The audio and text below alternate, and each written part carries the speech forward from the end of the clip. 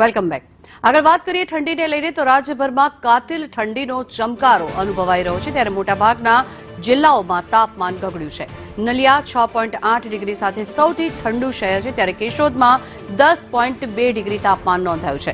રાજકોટમાં 10.8 ડિગ્રી, ભુજમાં 11.4, કંડલામાં 11.6 ડિગ્રી તાપમાન નોંધાયું છે, ત્યારે અમદાવાદમાં 16.2, ગાંધીનગરમાં 14 ડિગ્રી તાપમાન નોંધાયું છે। પોરબંદરમાં 12 ડિગ્રી અને ડીસામાં 12.5 ડિગ્રી તાપમાન નોંધાયું છે। અમરેલીમાં 13 ડિગ્રી અને સુરેન્દ્રનગરમાં 14 ડિગ્રી તાપમાન નોંધાયું છે। અન્ય શહેરોની જો વાત કરવામાં આવે તો મહુવામાં 14.9 ડિગ્રી તાપમાન નોંધાયું છે, ત્યારે વડોદરામાં 17.6 ડિગ્રી તાપમાન નોંધાયું છે। રાજ્યભરમાં ઠંડીથી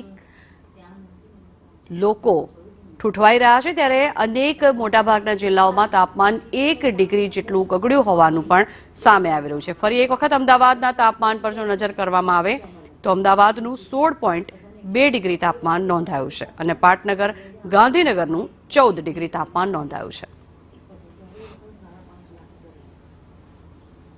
તો કંઈક ને કંઈક તો એવું નહીં આપણે કરીએ કર્યું